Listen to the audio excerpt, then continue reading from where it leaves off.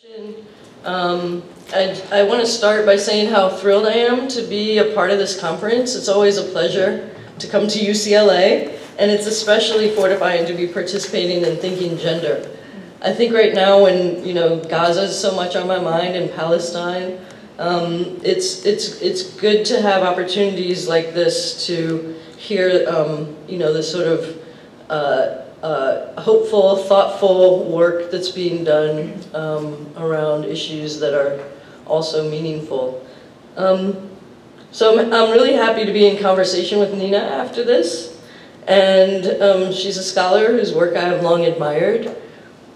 And I want to thank Lynette Dixon for inviting me, and also thank Lynette and Grace and Nina and the entire staff at the Center for the Study of Women, the Streisand Center, for all the work that has gone into making this day possible. Congratulations to the graduate students who presented today, and also many congratulations to the people at the center. I know that putting a conference together is a lot of work, and so well done. So my opening comments today will be around 20 to 25 minutes or so, and I hope that they will set the stage for a conversation with Nina. It's rather theoretical work, so unless you're like me and you love to just listen to like heavy theory kind of talks for hours on end, this might be a relief that it's relatively brief. But I have attempted to signal some openings for our potential conversation. And at the same time, I found the theme of the conference a really compelling one, and I wanted to respond to it in some way as well. So what I have to offer is in the form of 3 theses on the topic of the vestibular. I have been thinking about the vestibular as I've been rereading the work of African-American feminist critic and theorist Hortense Spillers. The most well-known and discussed use of the term vestibular is in Spillers' seminal 1987 essay, Mama's Baby, Papa's Maybe, an American Grammar Book. She uses some variation of the term 3 times in that essay, as part of her effort to differentiate between the body and the flesh. In making these distinctions, I understand Spillers to be interested in accomplishing at least 2 things. First, she uses it to open a space that is not or not yet cultural, but nonetheless significant, insofar as it still might contain things that signify in some way, perhaps presently indecipherable way. For example, at one point in that essay, she uses the phrase vestibular cultural formation. And at another point, she refers to the vestibule or preview of a colonized North America. And perhaps most clearly she writes, and this is a quote from Spillers, as Elaine Scarry describes the mechanisms of torture, these lacerations, woundings, fissures, tears, scars, openings, ruptures, lesions, rendings, punctures of the flesh, create the distance between what I would call, or what I would designate, a cultural vestibularity and the culture, whose state apparatus, including judges, attorneys, owners, soul drivers, overseers, and men of God, apparently collude with a protocol of search and destroy. The body whose flesh carries the female and the male to the frontiers of survival bears in person the marks of a cultural text whose inside has been turned outside. And that's the end of the quote from Spillers. In the book, The Other Side of Terror, Black Women and the Culture of U.S. Empire, Erica Edwards glosses this sense of Spillers' use of the vestibular as follows, and here's a quote from Edwards. For Spillers, cultural vestibularity is the place of the broken black flesh that serves as the entry point into the settler-slave colony of North America. That's the end of the quote. So here then, Spillers demarcates between the flesh and the body to conceptualize an outside of, albeit a threshold to, the cultural. Spillers' reference to frontiers and to distance, as well as Edwards' characterization of it as a place, suggests cultural vestibularity has a spatial dimension. I currently understand Spillers, and I'm still kind of working through this, so I'm hoping that you all can help me also to understand what I'm doing here, right? And not here, but here. I currently understand Spillers' specific interest, in this case, to be with how the body becomes a cultural text, gendered as it passes through the vestibule into culture. The second thing Spillers accomplishes with this formulation is a bit more difficult to discern in the Mama's Baby essay, but it is clearer in a couple of her later essays. Namely, she uses the notion of the vestibule, or the vestibular, or vestibularity, to mark something like the unconscious of a culture. I think this is what vestibular marks in her 2007 essay, The Idea of Black Culture, when she writes, referring to the influential Black scholar W.E.B. Du Bois, quote, Du Bois and the latter-day theoreticians need the specificity of context in order to articulate a generality of ontological procedure, so that most generously to ourselves, we can both have our cake and eat it too. In that case, the philosopher's disalienation may well constitute a kind of vestibular moment across which threshold desedimentation may do its work. And that's the end of the quote from her. So here, vestibularity has a temporality. It is a moment. So the spatio-temporal dimension of the vestibular is one way this concept is in conversation, I think, with the theme of this year's Thinking Gender Conference. Dystopian realities, feminist utopias. In my work, I have tended to avoid using the term utopia, even as I have approached the concept with references to others, such as, for example, A Radical Elsewhere, at the end of my book, The Witch's Flight, or by engaging with work that embraces the idea of utopia, such as Jose Munoz's Cruising Utopia, the then and there of queer futurity. In the context of today's conference, however, I think it makes sense to engage with the term the way Jana Brown uses it in the book Black Utopias, speculative life and the music of other worlds, where Brown writes, and in ways I think that resonate with my own thinking over time, and this again is a quote from Brown here, I take the concept of utopia into a no place, into an elsewhere. We are still made of matter, but we are rocketed into another dimension. With Black speculation as my methodology, I use the term utopia to signal the impossibilities for forms of subjectivity outside a recognizable ontological framework, and modes of existence conceived of in unfamiliar epistemes. These impossibilities open up where the human has abandoned us, and onto a much bigger universe, where we jump into the unknowable. I say unknowable, not the unknown, for the condition of utopia is to accept that we, in our present state, cannot fully know anything. Utopia is a state of being and doing. And that's the end of the quote from Jana Brown. So with this understanding of utopia as involving impossibilities for forms outside of those we presently recognize, and marking a space-time of the unknowable, I want to offer the following thesis in preparation for the conversation with Nina. Okay, the following theses. So I think there's 3 of them. Right? So, thesis 1. A distinction must be made between flesh and the body. Hortense Spillers wrote in 1997 as part of a theory of the gender dynamics that attended the system of chattel slavery, and this again is from Spillers. I would make a distinction in this case between body and flesh, and impose that distinction as a central one between captive and liberated subject positions.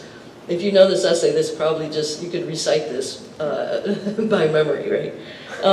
In that sense, before the body there is the flesh, that 0 degree of social conceptualization that does not escape concealment under the brush of discourse or the reflexes of iconography. Even though the European hegemonies stole bodies, some of them female, out of West African communities in concert with the African middlemen, we regard this human and social irreparability as high crimes against the flesh. as the person of African females and African males registered the wounding. If we think of the flesh as a primary narrative, then we mean its seared, divided, ripped apartness, riveted to the ship's hull, fallen or escaped overboard. And that's the end of that quote. For Spillers, the flesh is an aesthetic category that we might think of as she says, a primary narrative, one that is fundamental to the enslavement of Africans in the Americas.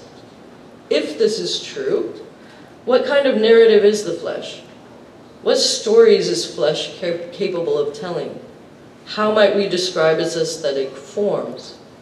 And the further question is, can we even decipher that, right? She talks about hieroglyphics and them being undecipherable. Spillers posits a kind of hieroglyphics of the flesh. The hieroglyphics are undecipherable, hidden to the cultural seeing by skin color. They are vestibular to culture in the preview of a colonized North America. The flesh tells tales of visceral violence that attended chattel slavery. In that context, flesh is a narrative genre unto itself. In Spillers' account, the genre's origin is chattel slavery in North America. As an aesthetic form, it is lexical, and therefore fundamentally relational. The body can be read as a cultural text, legible to those habituated to and disciplined by the various institutions of the culture in which the body appears to anchor a particular subject position. Social, economic, and political systems work in and through bodies. They make legible according to the logics of those systems. Vestibular to culture, flesh expresses the unconscious innards of culture. Flesh is a lexicon of desire, pleasure, and other drives. Thesis 2. In Arthur Jafa's 2014 film, Dreams Are Colder Than Death, Hortense Spillers states in a voiceover, quote, "The flesh gives empathy," end quote. The sense of empathy most relevant here stems from the translation into English of the German word, and if there are German speakers out there, I apologize in advance for this, but here we go. Einfühlung. Einfühlung. Okay, I'll show you. There it is.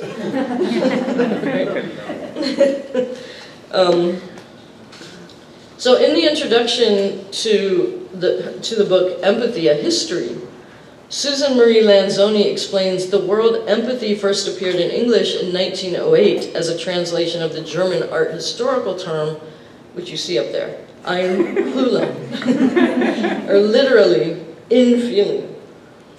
Einfühlung captured the aesthetic activity of transferring one's own feelings. Oops, sorry, I wanted to put that. My computer is not as responsive as I. Okay. All right. Sorry about that. Okay. Einfühlung captured the aesthetic activity of transferring one's own feeling into the forms and shapes of objects. This was empathy's earliest meaning, one that has been covered over and for the most part forgotten.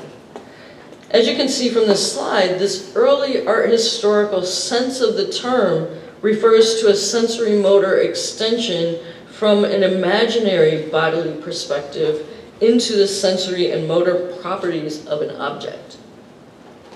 Spillers' formulation here then is worth investigating. She says the flesh gives empathy. Here, the flesh is the agent of and for empathy. It is not the form or object onto which another's mind and feeling or self and bodily movements might be projected. The flesh is what makes it possible for imagination or experience to be extended to others and to objects. Though I'm still working this out, I think that to the extent the flesh is following Spillers' vestibular to culture, it indexes present movements and felt senses, some of which might become entangled with other aesthetic phenomena and pass over the threshold into culture. Okay, you all still with me? All right, thesis 3. A consideration of Spillers' concept of the vestibular in relation to culture might be extended to include the physiological vestibular system, which some neuroscientists have argued might constitute a sixth sense, sometimes referred to as the movement sense. So here, in case you're interested in seeing what this might look like, right? This is called the vestibular system. So in an essay published in 2012 entitled The Vestibular System, a Sixth Sense, Goldberg et al. Write, quote, despite its relatively late discovery, the vestibular system plays an important, even vital role in behavior. In fact, it would be no exaggeration to consider the vestibular system together with other proprioceptive systems as forming a sixth sense. End of the quote. So the vestibular system belongs to the body, whose anatomy can be studied, analyzed, and categorized according to the best science of the day.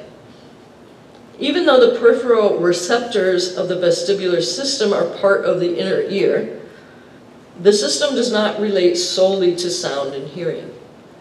It is responsible for providing an organism with internal estimates of motion and spatial awareness. Goldberg et al. Point out, quote, fibers from all 5 sense organs travel to the brainstem and terminate in the vestibular nuclei. And you can see the figure here, I hope.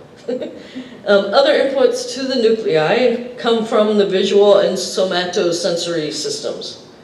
Even in sensory neurons, there are motor signals indicating that the vestibular system is at the interface between sensory and motor systems. End of the quote. So the vestibular system here is part of the body.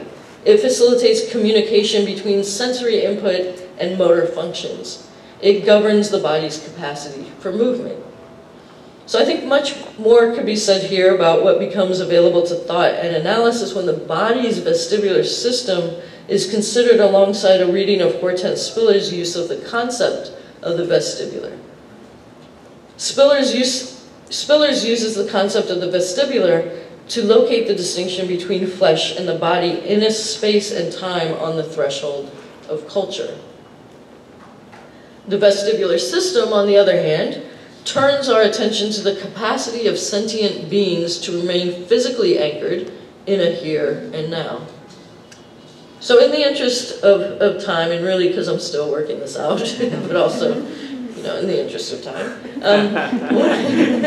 what I want to focus on as I wrap up my opening comments is the way that considering the vestibular system might open onto another series of questions about Black feminist utopias.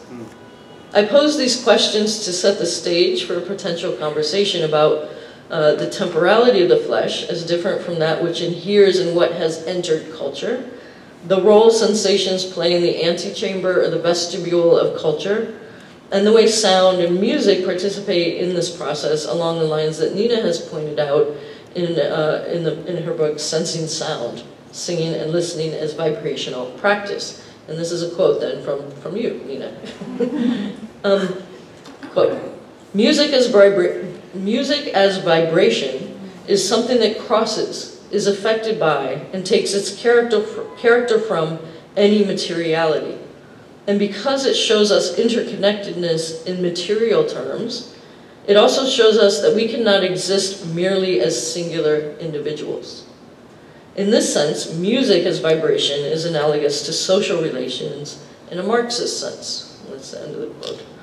So it's important to note here that Nina goes on to also refer to this as the common good, right? This idea that of sort of, you know, it's analogous to social relations in a Marxist sense, but also to this idea of a common good.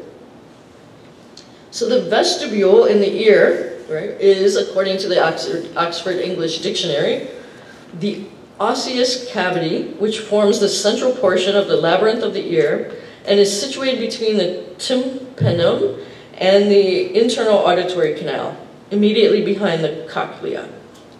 And you can see it sort of on here. It's been pulled out on the, I think that's your right side, right? You'll see that the osseous vestibule of the ear contains the membranous vestibule, which are membranous sacs. And these sacs are known as the otolith organs. The otolith organs respond to gravitational forces. And incidentally, the name of the otolith group, which was founded by the artists and theorists Angelica Sagar and Kujua Ishin in London in 2002, refers to these organs. So the otolith organs work to keep the body normatively anchored to the earth. In other words, they work to keep a body and its flesh normatively anchored in a here and now. Part of the vestibular system of the body, they are fleshy membranes that collect and parse sensations into movement. So I'd have to do more research, like into the science of the vestibular system, to say this with confidence. But I suspect that not all sensations become movement. Not all sensations collected by these membranes become immediately useful to and for the body. So as a potential opening to what all of this might have to do with the concerns of today's conference, we might consider how the perception of vibration marks a now, that itself is temporally vestibular to the distillation of vibration into sound, into aesthetic cultural form, or into what we can discern and categorize as specific genres of music, say R&B music, for example. From this, we might also consider those sounds that, as present, might be perceived but cannot be distilled into cultural form.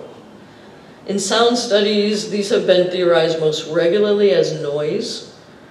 So a question that I would have for Nina, actually, is would it make sense to you if I were to propose that the move that you make in your book to encourage us to think about vibration rather than or in addition to sound might be conceptualized somewhat along these lines?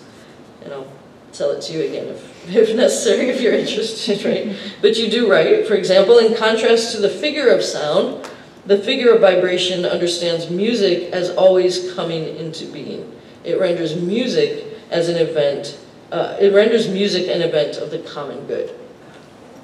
So that is within your framework, it is accurate to say that even though certain vibrations become sounds and therefore enter the realm of culture, our perception of those vibrations evade our present capacity to know them precisely, even as they remain significant.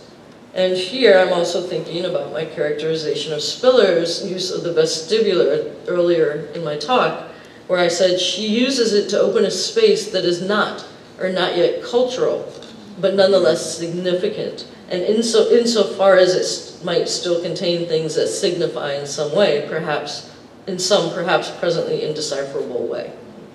So that's a quote for myself from earlier. So that was a weird, that was a weird moment.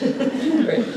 Okay, so though my comments here are tentative, I think this framing helps me to grasp the conceptual problems of the now. The conceptual problem of the now, or the contemporary, as well as the dystopian, which belongs to culture, and the utopian, which perhaps designates, along the lines of Jacob Brown, for example, the no place or the elsewhere, wherein lies the unknowable.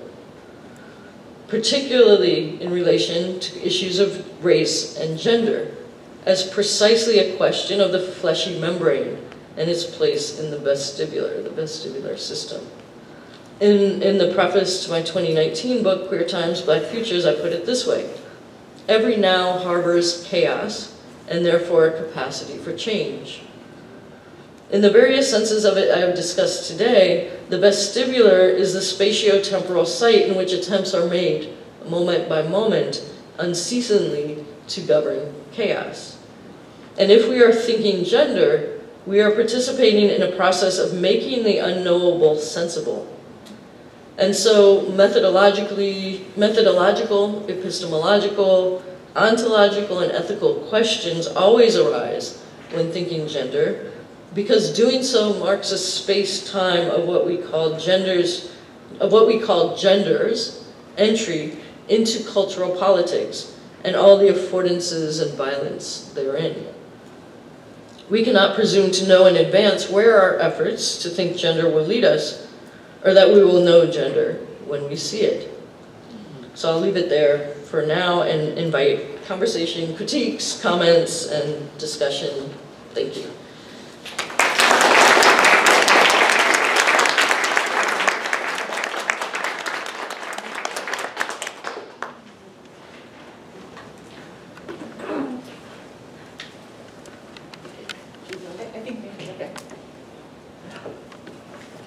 Take this off too.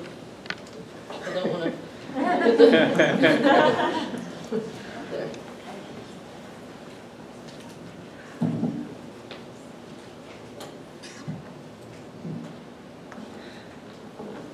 Well, my heart is beating very hard now because this is a very special moment for me, just personally, just to share. I had just graduated with my, from grad school. And the second article I sent out was to your and Josh's special issue.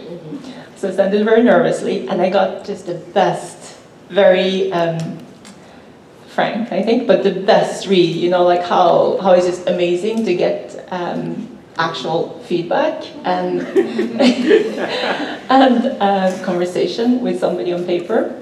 And although we're in Los Angeles, we are in Los Angeles, and there is this strange divide between East and West geographically. So today is the first time I met Kara in person, although we met on Zoom and on paper. So it's very, very special to meet you. And I'm bringing this up to just, not so much to talk about myself, but to really make a point of that Kara is somebody who just invites into conversation, she enters, in my experience, you enter into other people's thinking and converse with them, and now you have so generously invited us into your thinking. So thank you so much for that, to share work in motion, really, is what I heard you saying, that you want to kind of be in motion with us. Yes. Or whichever. Maybe you want to use another metaphor. But so, wow. Okay, I took a lot of notes here. There's so much here. Maybe just start with towards the latter part of your talk, with the image that we ended with. It's interesting how you brought it to the body, to the flesh, to the material, to the anatomical. Of course, the ear is important for so many things, not just for hearing. And you pointed out that it's very, very important for balance and for motion. And I was looking at the chart. I typically look at the ear for other reasons, but somebody in my life has a lot of problems with something in Norwegian we call krystallsyke, crystal illness. It's just the translation. I don't know what it's in English, but it's when, and I'm trying to read here, otolithic. When the otolithic part, it was in the right-hand corner there, when it somehow is getting out of position, and that affects the sense of balance incredibly. You cannot move at all without just being incredibly disbalanced, and it's very interesting that the way you can kind of stabilize this is by special movements to the head and to the body. Some people are nodding, so you might be familiar with this, but there is a special kind of choreography that you need to put the body through. And the person, I haven't seen it happening, but from descriptions, I understand it's something that you cannot really just do by yourself. You have to have somebody do it with you. So it's already relational, right? First of all, your relationship to the ground and to up and down and sideways has been dysregulated. And then you need to ask somebody, another person, to help your body gain maybe back or a new kind of relationship to itself and to the body itself, and you have to together go through this motion. So there is trust, there is an ask, it's a request, there is hopefully an opening, there is a interstitial space. So I just thought you ending kind of in that room was just so rich, and I think there is so much in this whole theory that you're building. Each of these spaces are just so rich. So I was just curious if you could tell us, I know you're still working on this, but are there anything else you wanted to share in terms of the kind of physical the ear, the kind of your starting of the study of the anatomy of the body, that has kind of come up for you, questions, protests. Yeah, no, thank you so much for that, and for that really, you know, sort of very generous reading, I think, of what I'm doing. I sort of came to the vestibular system through this sort of project on the vestibular, but then I was like, oh yeah, there is sort of in the body a vestibular system, and so I wanted to understand what it does. And for me, it was really, you know, very exciting, because I didn't really know before I started trying to figure it out, to find out that it is precisely what kind of anchors us in space, and that the extent to which that is true is not uniform, right? So there are these kinds of things that people experience precisely with that particular system. I also was surprised to discover that it was the otolith. I pronounce it otolith, I'm not sure. I'm sure that's the correct that it was the otolithic system, because I previously have done a little bit of work for like kind of like a exhibition catalog on the work of the otolith group. And the otolith group is a kind of, you know, has done this, has done video, you know, different artwork and things like that. But one of the videos that they made had to do with the premise was that people had gone into outer space and lived there without gravity. And what it did was affect their otolithic system. And so there was this sort of way that this speculative kind of idea of what it would mean to actually live in space means that that's precisely what would be affected. So that stuck with me. And I think ultimately that's part of, you know, what I'll kind of turn to as well, to sort of think through, you know, in conversation with their work, what that can offer us in terms of thinking about the normative, sort of normative modes of embodiment. And also then this other question about sort of the way that particular system of the body is parsing things that are, that, you know, that I said, you know, I suspect not everything gets parsed, gets shuddered into movement, right? So I think, does that kind of respond to what you're saying? Yes, absolutely. And yeah, that, you know, taking a speculation or reality into space, or into water, or into a cave, or into another kind of physical condition is often a very helpful methodology, whether it's speculative or real, because we get to confront what we think is normative, right, and how we operate under circumstances that we're familiar with. So I wrote down your 3 theses. I start with 1, surprisingly, and 2, 3. But reading them the opposite direction is very interesting, because if you go to this speculative space, or if you go to this alternative or different space, and then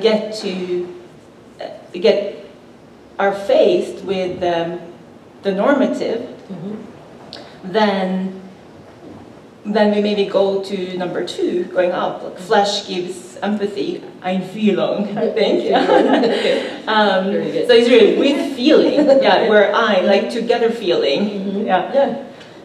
So to me, then I see this choreography of a person needing to be stabilized again. Like I imagine them being moved in these and that way. So they're kind of feeling together, and the person who's carrying out that choreography on the person with the destabilization has to really be in tune, right? Einfühlung. And there has to be a motor sensibility, there has to be an empathy, and there has to be a care for that to be, I'm going to say successful, for it to be the outcome that is being wished for. And there's so many beautiful things about that, and you have so much hope, I think, in your work. I always go to your work when I need like a vitamin injection. So it's that side, but then there's the other side too, that there is a lot of mass feeling going on. Mass feeling can be used in so many ways. It's a very strong feeling, right? It's a very strong technique that can be used in all kinds of direction. And here we are as bodies and as people and as communities wanting to be together. And you mentioned, I mean, we're all just bathing in feelings about Gaza, and I'm wondering how working with this material, how that has affected you, and how it has maybe helped you or been troublesome for you in terms of thinking about einfühlen. Yeah, thank you. I mean, yeah, I think there's so much there, and I think you're right to say, like, this can be used for, you know, good, but also just, you know, for a lot of different purposes, because there's not, there's a way, I think, when we say relation, we think that's always like, yay, relation, like, you know, but I think there's also ways that that our current moment and perhaps, you know, obviously past historical moments might caution us against that. I think, you know, I think of someone like Glissant who said, like, you know, that relation, there's also the barbarism of the world, and part of like passing through and passing into relation is dealing with the barbarism of the world.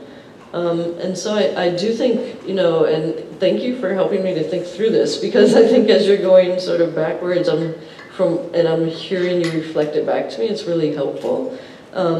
Because I do think part of what I'm after is some kind of way of grappling with that sort of statement that Spillers makes, the flesh gives empathy, which for those of us who have thought about the flesh through her previous work, for me, I can just speak for myself, right? Hearing her say that in that film was just, I was like, what does that mean? Right? So part of it is trying to figure that out too, and why Spillers would move towards empathy in her sort of very well-known distinction between flesh and the body, and to locate empathy on the side of flesh and say the flesh gives empathy.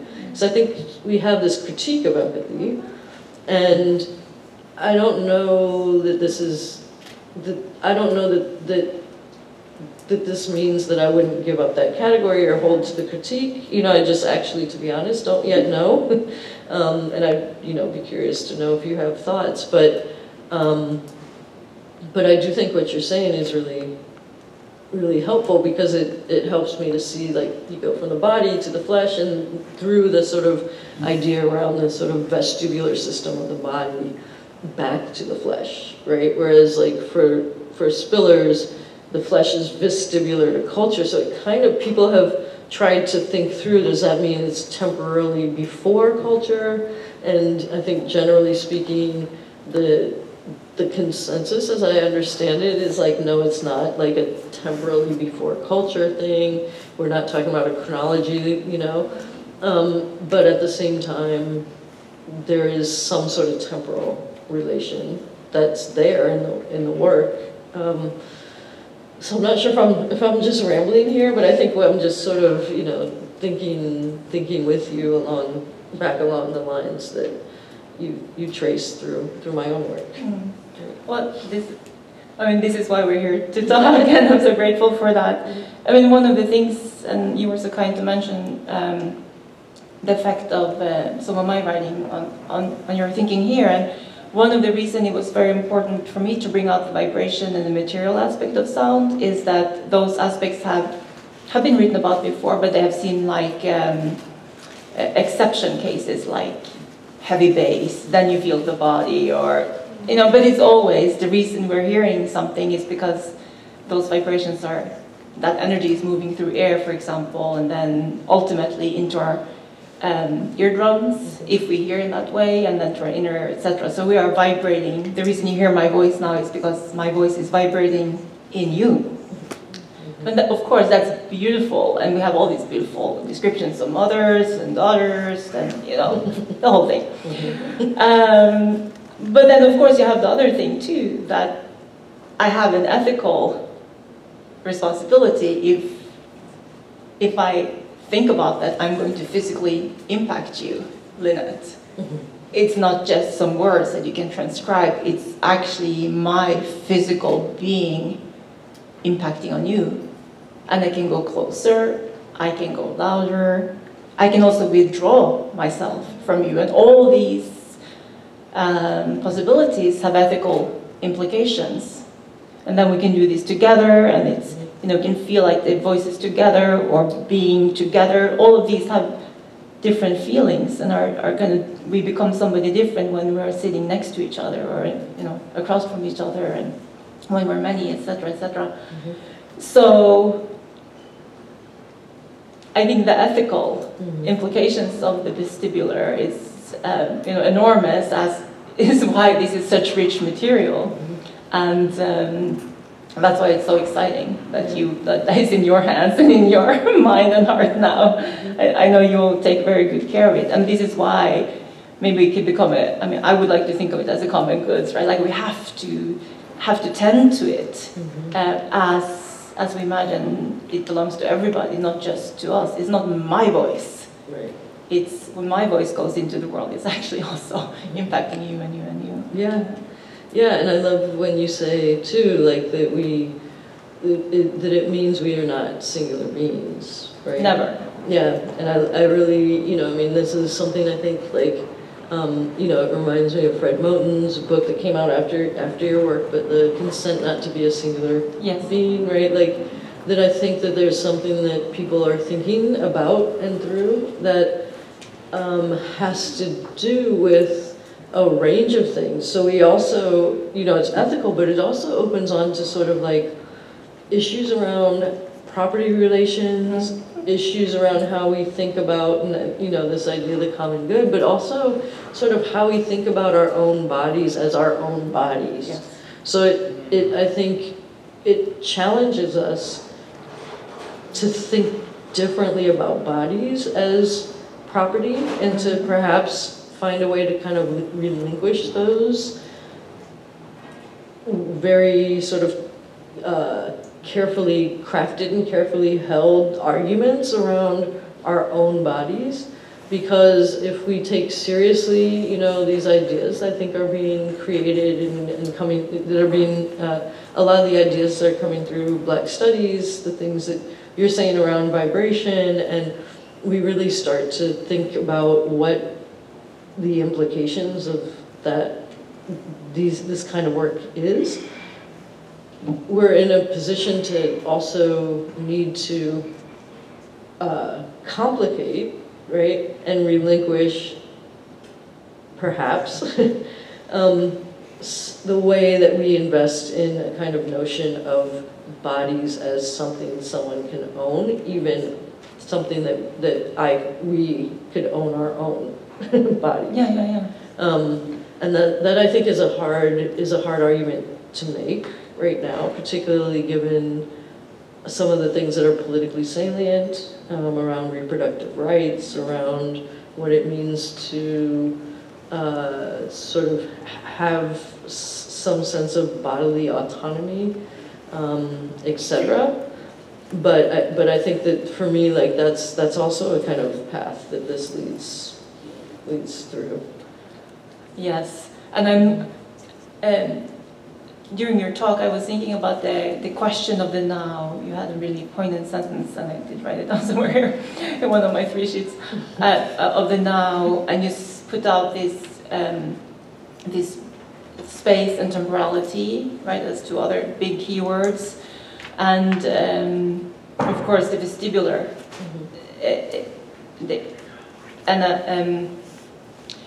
When we think, and the kind of relationship between flesh and body, and one thing that always strikes me when I think about issues like this is that we are never a blank slate as a body, even as flesh, as a person. We're never blank slate. We will be affected by the nutrition or the lack thereof that the person who carries us has available to them, the pollution or the lack thereof that they're breathing in as we are being gestated. And a baby is born knowing the language that the person who carried them spoke or uttered during the time they were in vitro. They don't know that table means table, but they can understand. They know that I know this sound pattern and I don't know all these other sound patterns. So you're never not imbued into culture. It's not like only 1 minute after the baby's born have they heard mama, mama, mama 50 times or baby, baby, baby 50 times. No, they've heard that and they know that before they are born.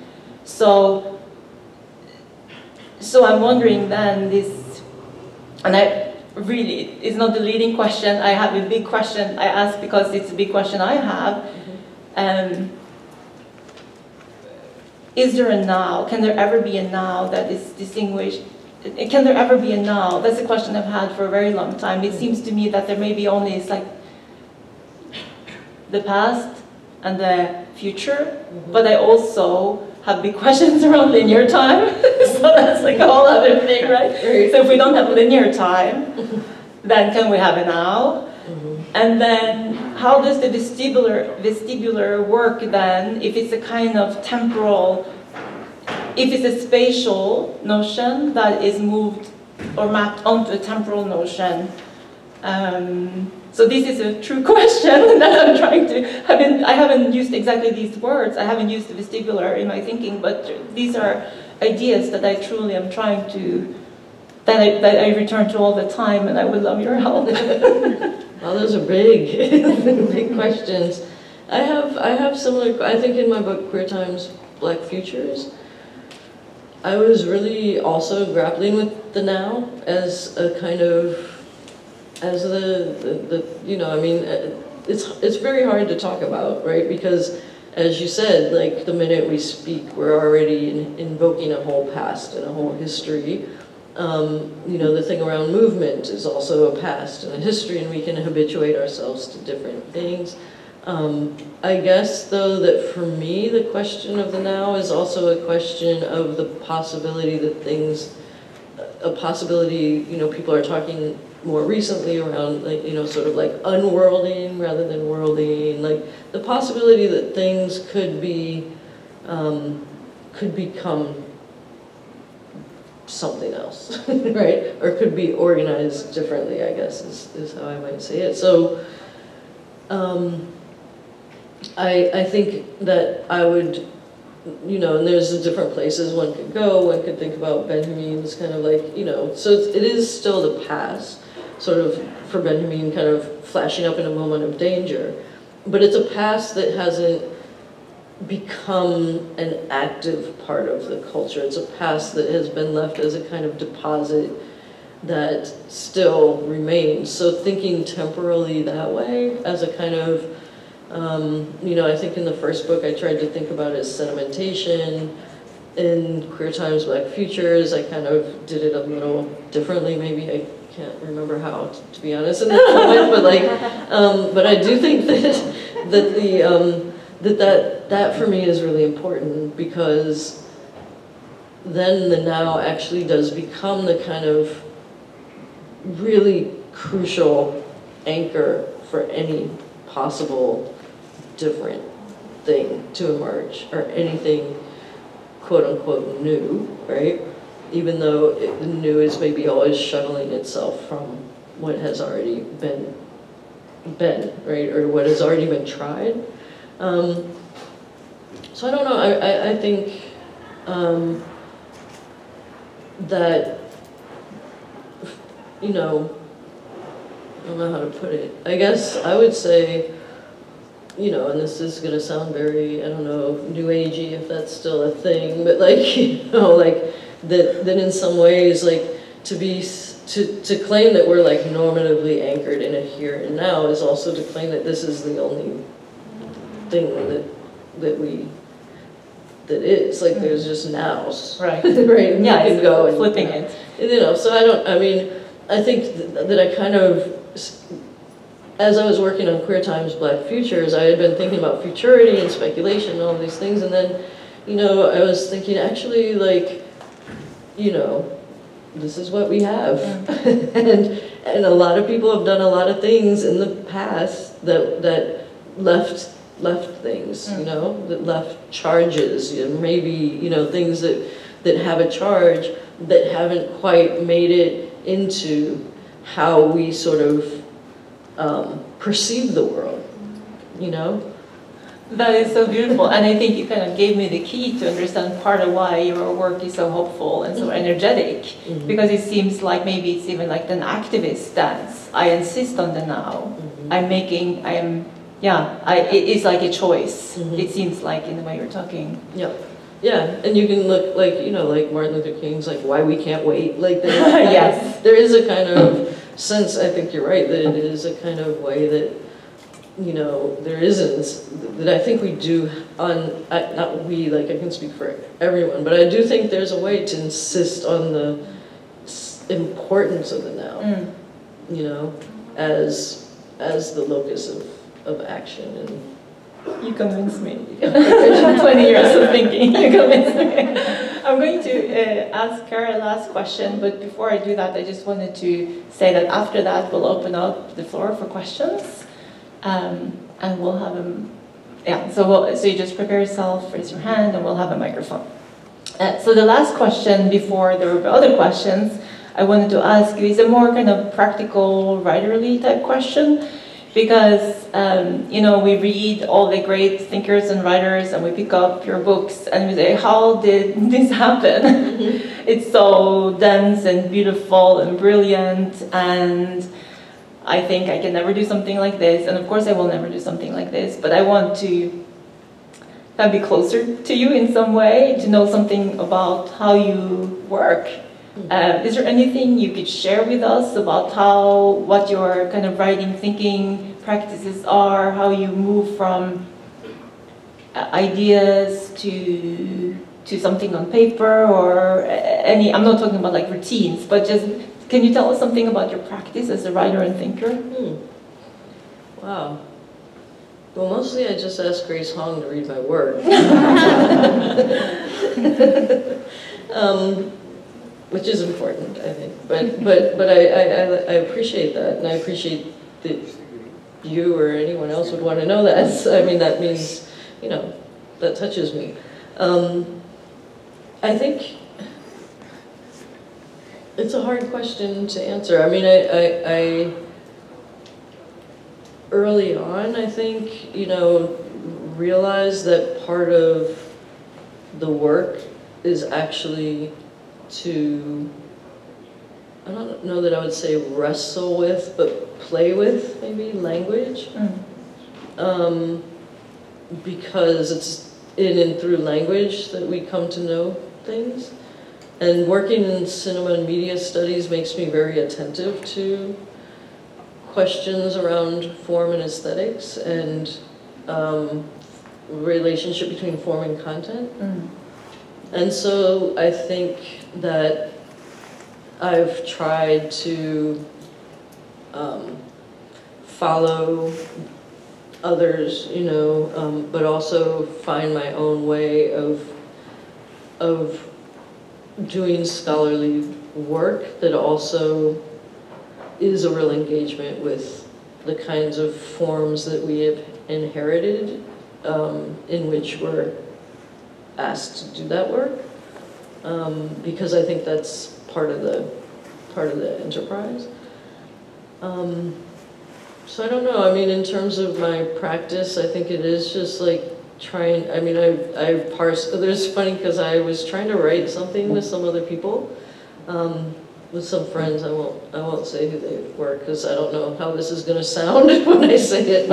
But we were all on a Google Doc, and we were going to be writing together, and I just saw all their stuff like coming across like this screen, and I was writing, and then I got to a word and I was like, do I really mean that word? Is that the real? And they're just writing and I'm sitting there trying to figure out if like the word I had just written was really the word that I wanted. And I was like, wow. I think I'm a very slow, writer also.